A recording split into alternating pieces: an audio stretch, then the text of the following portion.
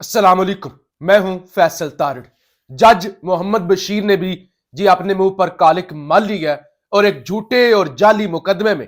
Bushra be be کو گرفتار کر لیا گیا ہے اور اس کے ساتھ ساتھ عمران خان اور بشرا بی بی کو 14 سال کی قید کی سزا سنا دی گئی ہے۔ ساتھ ہی عمران خان کو 10 سال کے لیے نااہل بھی کر دیا گیا ہے اور اس کے ساتھ ساتھ عمران خان پر جناب 1 ارب 57 کروڑ کا جرمانہ بھی عائد کر دیا گیا ہے، یعنی سخت ترین سزا 1 ارب 57 کروڑ۔ عمران خان کے اتنے ایسٹ ہی نہیں ہوں گے، وہ سب کچھ بیچ بھی دیں تو پھر بھی جو ہے اتنا پیسہ عمران خان کے پاس نہیں ہوگا جتنا عمران خان پر جرمانہ کر دیا گیا ہے۔ اور اب پہلی دفعہ کسی کیس کے اندر عمران خان کی اہلیہ پر بھی اس طرح سے بڑا ہاتھ ڈالا گیا ہے کہ گھر کی عورت کو بھی 14 سال کی قید کی سزا سنا دی گئی ہے۔ یعنی وہ شخص جو پوری دنیا میں گیا، اس نے ایک ایک ٹکا اکٹھا کیا، ایک ایک ٹکے کے لیے اس نے ایسے ہاتھ پھیلایا اور اس نے وہ پیسے اکٹھے کر کے پاکستان میں لائے اور دنیا کا سب سے بڑا کینسر ہسپتال بنا دیا پاکستانیوں کے لیے، پاکستان کے غریب عوام کے لیے۔ اس نے سکول یونیورسٹیز بنوا دی، پاکستانیوں کے بچے پڑھ سکیں، اور بے شک اسے لوگوں کے آگے ایسے ہاتھ پھیلانا پڑے کہ میری امداد کرے، میں یہ ادارے چلا رہا ہوں۔ وہ شخص جس کو ورلڈ کپ کا جو تحفہ ملا،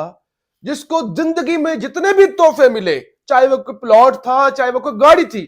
اس نے شوکت خانم کے نام کر دی، اس نے نمل یونیورسٹی کے نام کر دی، اس نے اپنا سارے کے سارے ایسٹ جو ہے وہ عوام کی فلاح پر لگا دیے، غریبوں کے لیے لگا دیے۔ آج اس شخص کو کنوکٹ کر دیا گیا ہے کہ اس نے کیا چوری، اس نے کیا 2 نمبری، اس نے جناب گفٹ چوری کیے ہیں۔ یعنی وہ شخص جس پر پوری دنیا کے لوگ اعتبار کر کے، چاہے وہ مسلمان ہیں، غیر مسلم ہیں، جو بھی ہیں، اس پر اعتبار کرتے ہیں، اور تمام پاکستانی جو ہے وہ ڈونیشن کرتے ہیں شوکت خانم کے لیے۔ آج اس کی ساری محنت پر پانی پھیر دیا گیا ہے اور اس کو کنوکٹ کر دیا گیا ہے کہ عمران خان ایماندار بندہ نہیں ہے، جو ساری دنیا سے پیسے مانگ کر پاکستانیوں پر لگاتا ہے۔ وہ خود کہتے ہیں کہ 2-4 تحفوں کا بھوکا تھا، تو لہٰذا اب اس کو 14 سال قید کی سزا سنائی جاتی ہے، 10 سال کے لیے، کیونکہ نیب کا مقدمہ ہے تو نیب کے مقدمے میں 10 سال کی نائلی ہے، پہلے 5 سال کی تھی، پھر دوبارہ بحال ہوئی اسلام آباد ہائی کورٹ سے 10 سال کی، تو 10 سال اس کو نائل کر دیا گیا ہے اور 1 ارب 57 کروڑ جرمانہ ہو گیا۔ اب ہوا کیا؟ جب یہ فیصلہ آ گیا، بشرا بی بی اس وقت وہاں پر موجود نہیں تھی۔ اب بشرا بی بی چاہتی کہیں چھپ جاتی، بشرا بی بی چاہتی تو یعنی کچھ بھی ہو سکتا تھا۔ بشرا بی بی خود آئیں، انہوں نے کہا میں نے اڈیالہ جیل جانا ہے، میں نے عمران خان کی کمزوری نہیں بننا، میں نے عمران خان کی کمزوری نہیں بننا کہ میں عمران خان کی کمزوری بن جاؤں۔ وہ خود آئی اڈیالہ جیل، 1 گھنٹہ انہوں نے انتظار کیا کہ مجھے گرفتار کرو، ظاہر سزا ہو گئی ہے نا،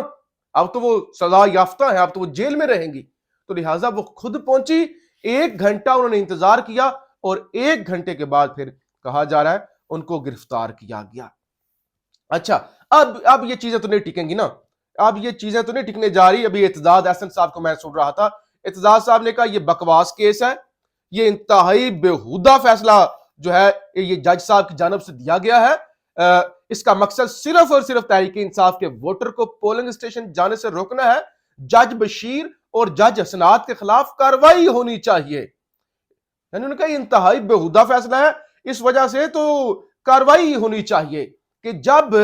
یہ عمران خان کو خوف سے نہیں توڑ پائے، خوف دلا کے جیل میں رکھ کے اس کو نہیں توڑ پائے، تو اب اس کی عزت پر وار کر رہے ہیں۔ انتہائی گھٹیا عمل، اس کی گھر پر وار کر رہے ہیں، گھریلو عورت، آپ اس پہ اور اس عورت پہ لگائیں الزام، لگائیں، انگلیاں اٹھائیں، لیکن ایک عورت جو کہ سیاستدان ہے، مریم نواز، ایک عورت جو پردہ کرتی ہے، جس نے پردے کے بغیر کسی نے، سیاستدان نے بھی نہیں اسے دیکھا، جب سے عمران خان کے ساتھ اس کا نکاح ہوا ہے، تو اس کے ساتھ آپ مقابلہ کیسے کر سکتے ہیں کہ وہ مریم نواز کی طرح جو ہے وہ اس کو یہ کیا جائے، اس کو یہ کیا جائے، جو عمران خان کی کوئی بھی کسی جائیداد کی بینیفیشری نہیں ہے، جس نے کبھی نہیں کہا ہماری لندن تو کیا پاکستان میں بھی کوئی پراپرٹی نہیں ہے۔ تو بہرحال انتہائی بےہودہ فیصلہ اعتزاز احسن صاحب کے مطابق یہ ہائی کورٹ میں پٹ جائے گا، اور پی ٹی آئی کی جانب سے بھی جناب بیرسٹر علی ظفر صاحب کی سٹیٹمنٹ آ چکی ہے، اور ان کی جانب سے یہ کہا گیا ہے کہ ہم یہ ٹرائل کورٹ سے فیصلے کی کاپی لیں گے اور ہم فوری طور پہ اس کو بھی ہائی کورٹ کے اندر چیلنج کریں گے۔ اب دیکھیے، ایک گواہ، دھیان سنیے گا، ایک گواہ کی وجہ سے، ایک گواہ کو بیس بنا کے یہ اتنا بڑا فیصلہ دیا گیا ہے عمران خان اور بشریٰ بی بی کے خلاف۔ اور گواہ کون ہے؟ عمران مسیح۔ عمران مسیح دبئی کے اندر سپیر پارٹس کا کام کرتا ہے، دبئی کے اندر سپیر پارٹس کا کام کرتا ہے، اور بھارت کی ایک جیولری شاپ میں، بھارتی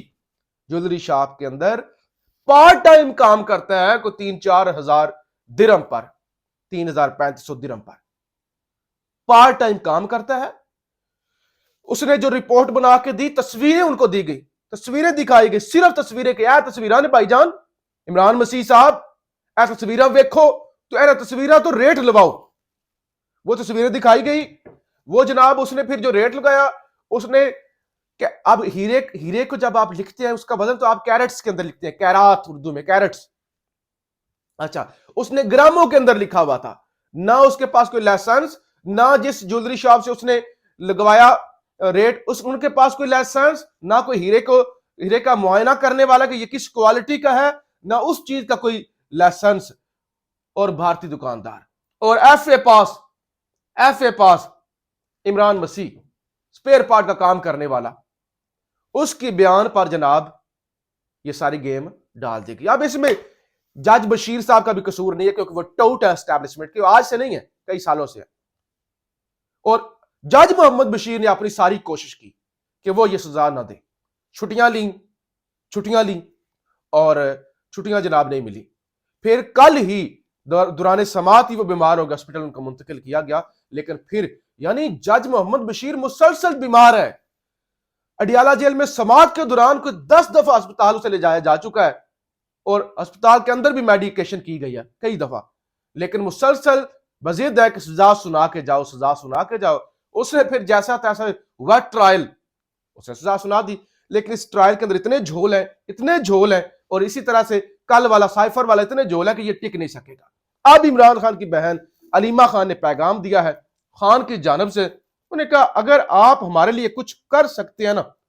اگر آپ ہمارے لیے کچھ کر سکتے ہیں وہ یہ ہے، خدا کے لیے 8 فروری کو نکلیں اور ووٹ دیں،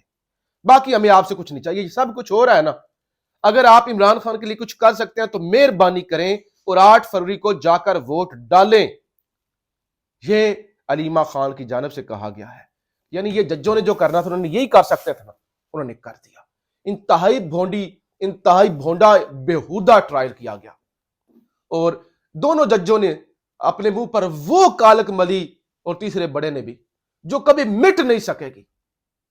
یہ جج جو کر رہے ہیں نا، وہ سیرل المیڈا صاحب کا ٹویٹ تھا، سیرل المیڈا کا، وہ کہہ رہا تھا آئین کو ججوں سے بچاؤ، وہ خدا کے لیے آئین کو اگر بچانا ہے تو ججوں سے بچاؤ، ججوں سے سب سے بڑا خطرہ ہے۔